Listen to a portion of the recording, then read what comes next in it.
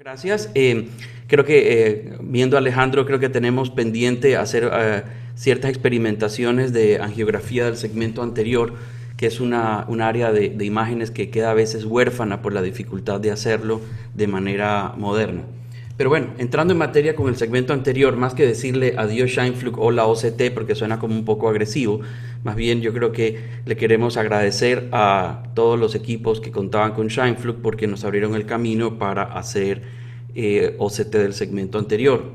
Ahora, lo de la combinación de OCT y de Plácido no es nueva. Ya existió en el pasado, pero fue con un equipo que quedó en abandono. Entonces, casi todos los aparatos con los que hacemos tomografías son con la combinación de Scheinflug y de Plácido. Y hay personas todavía que usan el Orscan 2 en sus trincheras.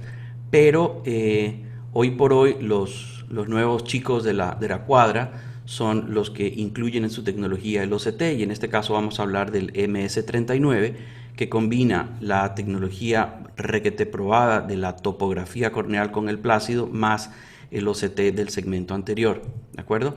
Así que con esta imagen yo creo que no tengo que decir mucho.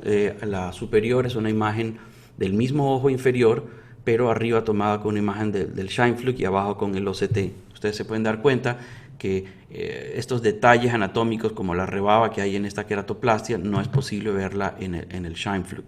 Y ver los detalles de la córnea en cuanto a su estructura y la forma habitual de la disposición de las fibras colágenas no se pueden detallar en el Scheinflug porque de hecho está calibrado para otra imagen, para tener contraste en otro sitio.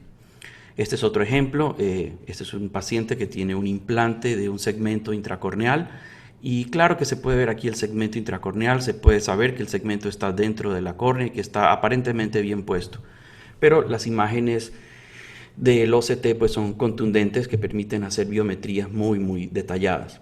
Así que yo creo que si me pusiera a hablar de todas las prestaciones que tiene un aparato como el MS39, pues nos quedaríamos hablando de largo y por mucho tiempo. Así que yo quiero hacer énfasis sobre todo en la biometría corneal, las nuevas estrategias que hay para el tamizaje del queratocono y ciertas cosillas como un abrebocas con respecto al análisis del wavefront corneal. Y no del wavefront corneal como lo conocemos tradicionalmente, sino como un detalle en los cuales este aparato puede mostrarnos algo que antes no se podía analizar. Así que, pues, en la práctica clínica podemos usar nuestra lámpara de hendidura, ya lo sabemos, esto es una muy bonita imagen de una persona con un ángulo estrecho por un glaucoma facomórfico y este es un paciente común y corriente con una foto muy bonita y podemos ver que esta es una imagen de segmento anterior común y corriente, pero no podemos ver más detalles. La imagen muestra la hendidura como lo ha mostrado el Scheinflug, pero claro que en las imágenes de OCT podemos hacer biometrías del segmento anterior como no lo podíamos ver antes. No solamente biometría, sino que también se pueden hacer análisis dinámicos. Miren este paciente con una cámara bastante estrecha de 1.3 milímetros. Pueden ver la masiva hidratación del cristalino y entonces uno ya sabe a qué se prepara y a qué se atiene. Esta es otra imagen muy bonita, les comparto, es una microesferofaquia en todo su esplendor. Ustedes pueden ver el segmento anterior grandísimo, el iris muy delgado y el cristalino relativamente pequeño y esférico. En la porción de la derecha se puede ver cómo adopta el cristalino esta forma esférica típica de la microesferofaquia.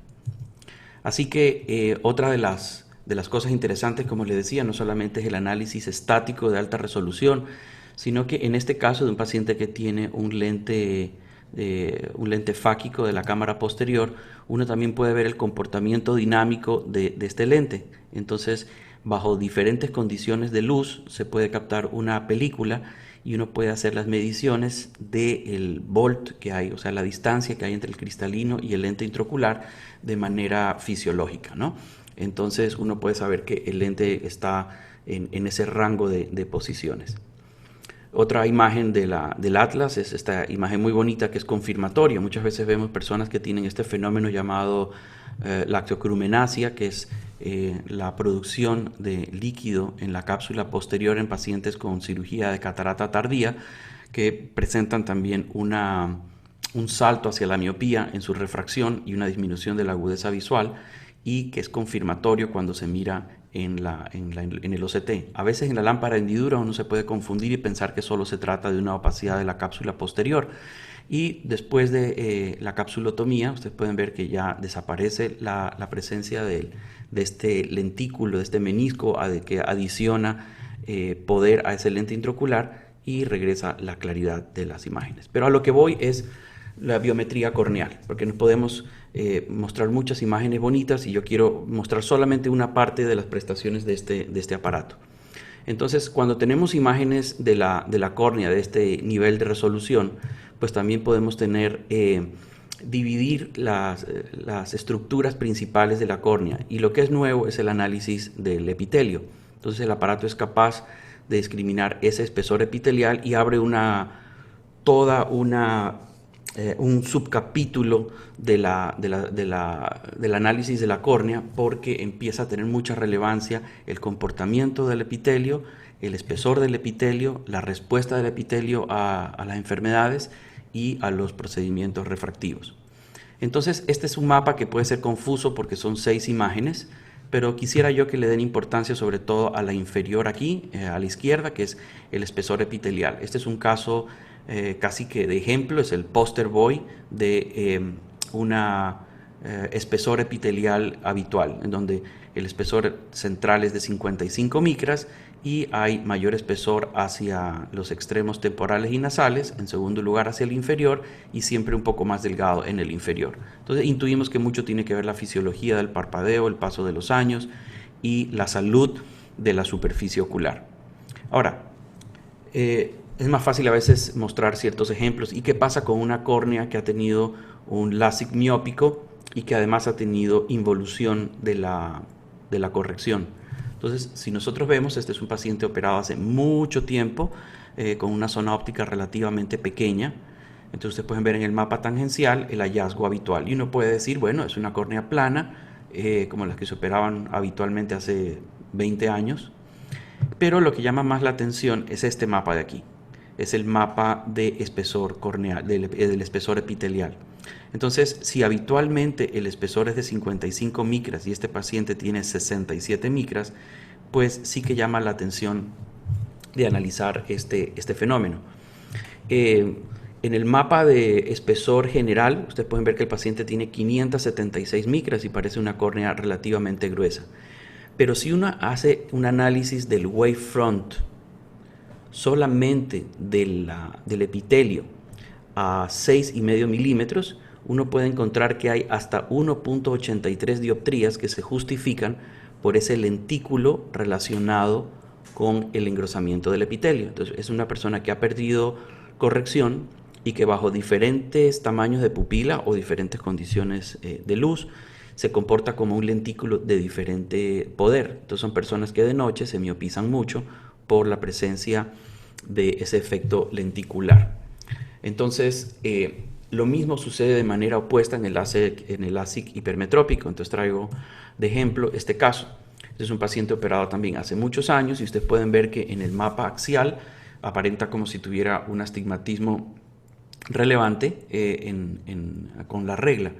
Pero fíjense en lo interesante del mapa del epitelio corneal. Entonces, como les decía, si normalmente el centro es de 55 micras y la periferia puede llegar paulatinamente a medida que se aleja a 60 y 65 micras, este paciente tiene en las zonas tratadas de este astigmatismo hipermetrópico compuesto un espesor muy grande. Estamos hablando de 97 y 93 micras, y eso explica por qué hay una involución muy marcada del efecto de su corrección hipermetrópica. Y ahora, eso, pues cuando empezamos a mirar el epitelio ya nos pareció como que era la respuesta, la confirmación de las sospechas de que el epitelio crecía. La diferencia es que ahora lo podemos medir. Y cuando hacemos el análisis del wavefront de ese epitelio, no de la córnea entera, solamente del epitelio, podemos ver que estos pacientes tienen justificadas la involución de su tratamiento porque este lentículo equivaldría a tener más 375 menos 3 prácticamente. Quiere decir que toda la corrección hecha prácticamente ha involucionado. Entonces sabemos que ese es el jugador principal en la involución. Y hay casos que son un poquito más todavía exagerados, como la queratomileusis in situ. La queratomileusis in situ tenía tratamientos de zonas ópticas aún más pequeñas comparado con lo que normalmente estamos acostumbrados a ver. Y este paciente tiene 87 micras de espesor, o sea que al menos hay 20 micras adicionales en el centro del epitelio que, si las analizamos con el poder de ese lentículo, llamémoslo así, de epitelio, puede justificar hasta 5 o 6 dioptrías de refracción. Entonces son pacientes que se operaron hace mucho tiempo de 14 dioptrías y hoy se presentan a la consulta con 5 o 6 dioptrías en su mejor corrección posible, sabiendo que tiene unas aberraciones esféricas pues, muy muy grandes. Así que otra cosa que es fantástica y que guarda un análisis muy muy completo es el tamizaje para el queratocono. Así que traigo esta imagen porque este no es un queratocono muy marcado, es un queratocono discreto, llamémoslo subclínico, otros le llaman frustro, tiene toda su guerra de nomenclaturas. Pero yo lo que quiero destacar en este caso nuevamente es que en el queratocono sabemos que hay un aumento de la altura de la cara posterior, y en este mapa que estoy mostrando, el inferior de la izquierda es el epitelio, que uno ve cómo se adelgaza la base del cono y se adelgaza el ápice del cono, perdón, y se engruesa abrazando esa córnea puntuda para disminuir la diferencia de curvaturas tan marcadas. Así que cuando uno ve esto en el mapa axial no se ve tan notorio. Y este es el otro ojo del paciente, que nuevamente se ve cómo se engruesa el epitelio alrededor del cono y se adelgaza en la porción central para disminuir las aberraciones. Es lo que puede hacer la córnea para compensarlo. Ahora, este mapa es un mapa nuevo que me gusta mucho y me parece fantástico para comentar, y es que se puede ver aquí cómo el mapa de curvatura al que estamos acostumbrados a hablar probablemente se ha reemplazado en relevancia con este mapa. Es un mapa muy interesante que es la última frontera de un mapa de curvatura antes de convertirse en un mapa de altura, así se llama el mapa gaussiano. Y el mapa gaussiano muestra exactamente las zonas que se salen con respecto a lo esperado de la curvatura de una superficie. Entonces, como quien dice, esto que se ve en rojo es lo que se sale de lo esperado en un mapa, en una córnea que tiene regularidad en su curvatura. Así que este es el otro ojo, donde es mucho más marcado. Este mapa de aquí donde estoy moviendo el cursor es súper interesante ver que muestra exactamente el lugar donde se produce la alteración. Entonces, nuevamente haciendo este análisis de aquí, esta es una película que quiero mostrar.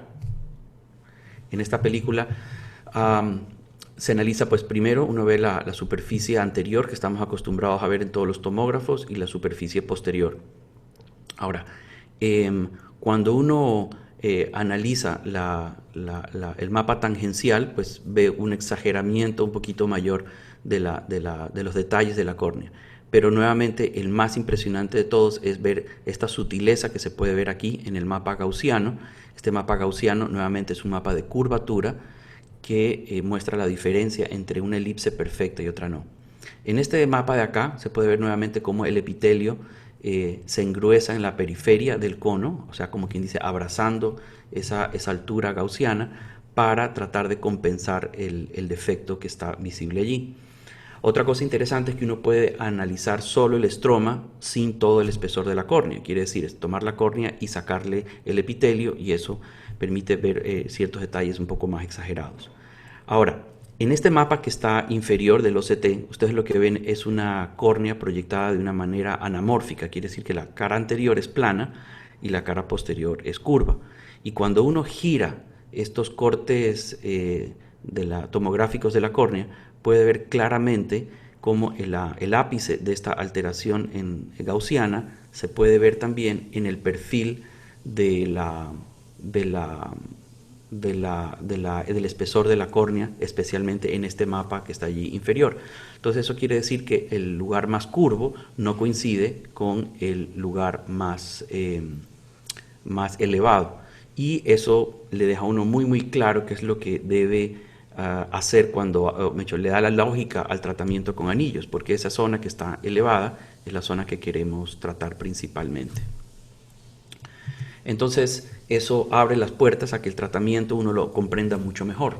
En este mapa de aquí, este mapa gaussiano, uno puede ver que este es el punto más alto y el tratamiento sugerido es poner un anillo en este lugar porque es donde se produce la alteración de curvatura mayor.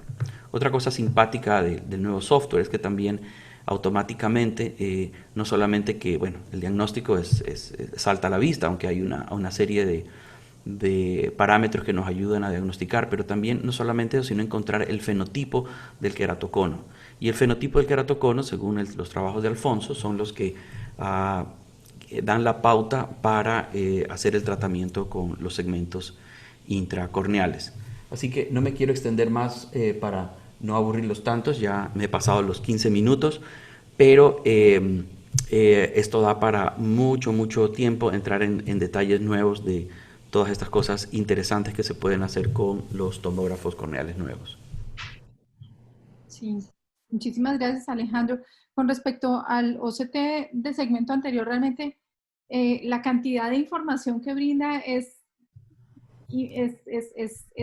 inmensa, tanto en la córnea como el cristalino y del ángulo. Nosotros estamos aprendiendo muchísimo a identificar las estructuras del ángulo, a diferenciar patología del ángulo camerular. Realmente estamos en un proceso de aprendizaje muy importante y bueno, realmente tú sí crees que el OCT de segmento anterior reemplazará el Scheimpflug.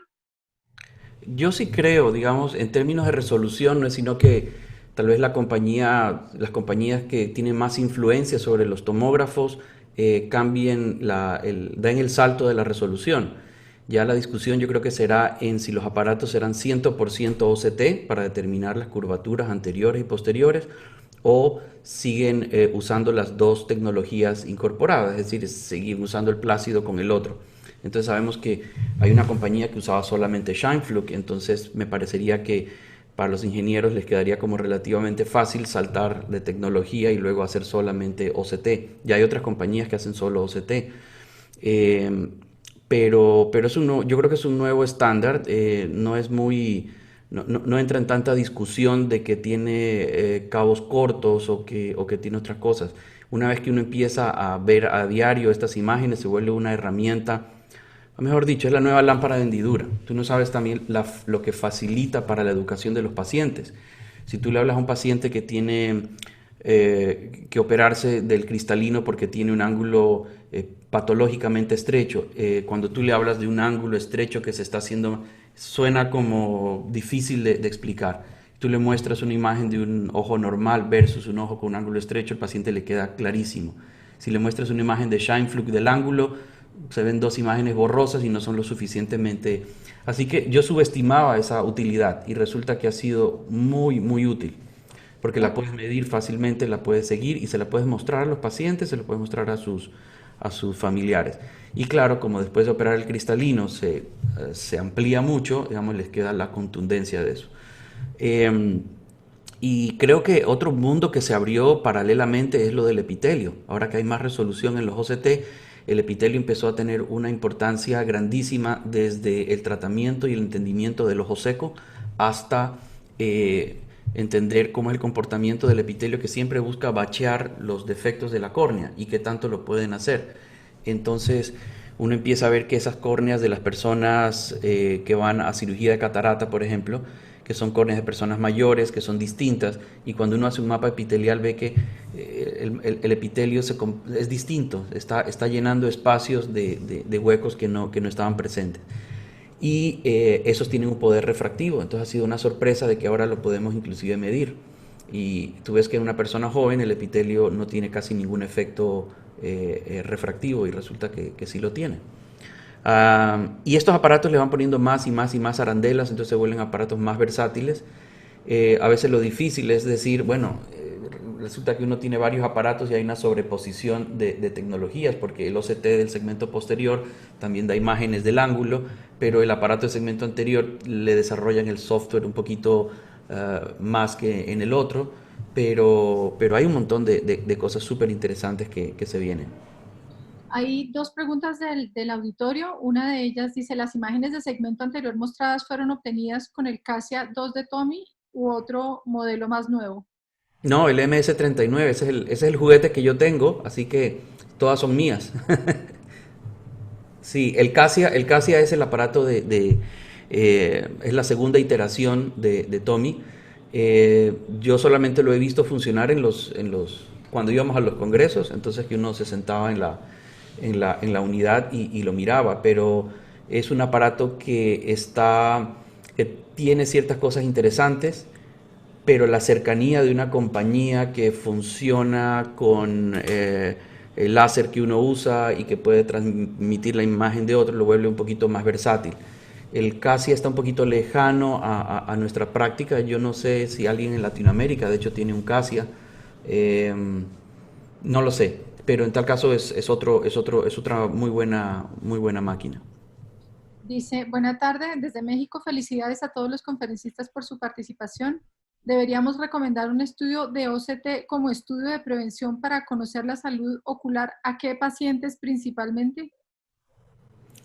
Opa, yo no, a mí me encantaría, digamos, tener como una línea de ensamblaje en la clínica y pedir exámenes innecesarios, inclusive porque uno se llevaría sorpresas. Pero imagínate si yo tuviera una resonancia magnética y tuviera el tiempo para hacerle campo visual a todo el mundo, quizás pesque cosas que no clínicamente no tienen sentido y que no están indicadas. Pero este aparato de OCT tiene un software que me sirve también para hacer tamizaje sobre ojo seco, pero no es usando la tecnología del OCT, es usando la tecnología del plácido, pero está incorporada en esto. Entonces eso pues habría otra cosa, pero por razones de tiempo y limitaciones y costos no se lo podemos hacer a todo el mundo. Tú sabes que a uno le encantaría tener una tomografía cerebral de todo el mundo antes de verlo, pero es que no está bien. Y en tu Eh, caso, Alejandro, A ver, quizás voy a tratar de interpretar la pregunta y llevarla a la parte práctica. Me gusta tener un OCT de mácula en el 100% de los pacientes que se van a operar de cataratas. Es obligatorio, está dentro del estándar. Todo paciente que va para catarata, por bien que luzca su mácula, se lleva un OCT macular. Y veo que la gente de córnea que hace cirugía refractiva e implanta lentes fáquicos, también por bien que luzca la región macular, le gusta tener la confirmación de un OCT sano antes de proceder. Entonces quizá eso responda un poco en cuanto a evaluar la salud de la región macular, y en todo paciente que necesita ver bien queremos tener esa confirmación, ¿verdad? gracias. Y hay otras dos preguntas para José Miguel. ¿El mapa epitelial viene solo para el MS-39? ¿No viene como actualización de software para el Sirius? Y no, de una el Scheinflug no da la resolución para poder medir el epitelio. Entonces, para los que tienen el Sirius, es muy fácil explicarles que el MS-39 es el Sirius al cual le han quitado el Scheinflug y lo han reemplazado por un OCT. Entonces el software llena esos espacios. Y Eh, también hay otra pregunta que dice que si puedes profundizar más acerca de los mapas gaussianos del MS-39, en qué sí, consisten y qué utilidad tienen. Y ese El, sería todo. el mapa, hay un espectro que va desde curvatura, el mapa más básico de curvatura es el mapa axial, ¿verdad? Luego viene el mapa, bueno, comienza en ese extremo de curvatura. Y los mapas de la córnea terminan en altura. Los mapas de curvatura se miden en milímetros o en dioptrías y los mapas de altura se miden en micras. Entonces hay un intermedio en que uno pasa del mapa axial, luego pasa al mapa tangencial, hay un mapa intermedio que es el gaussiano, que sigue siendo, y luego vienen los mapas de altura. Ahora, para explicar el gaussiano, cuando uno tiene una esfera por ejemplo, una esfera perfectamente perfecta. El mapa gaussiano va a tener un solo color, muy parecido a lo de un mapa de curvatura. Pero si uno tiene una superficie perfectamente elíptica, su curvatura en un meridiano es igualmente regular en el otro meridiano. Entonces, ese mapa gaussiano va a ser todo del mismo color. No va a mostrar el astigmatismo. Solamente va a mostrar la diferencia que hay entre esa elipse perfecta y la córnea de la superficie que estemos analizando.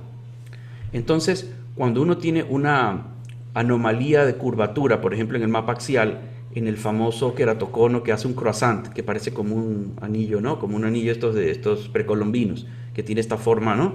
Ese mapa donde se ve este anillo precolombino, resulta que no refleja la alteración anatómica de la córnea. Y la manera más fácil de poner en evidencia dónde está esa alteración anatómica la hace este mapa gaussiano, ¿de acuerdo?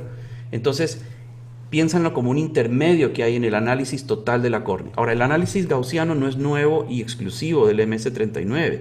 Está en aparatos muy viejos como el Atlas o el Opticon, pero nunca se les dio importancia. Clínicamente no le muestra a uno el astigmatismo del paciente, clínicamente no le muestra a uno eso. Lo que muestra es la alteración medida en dioptrías de la córnea, ¿de acuerdo? Que aísla de una superficie lo irregular. O sea, te muestra lo que está mal.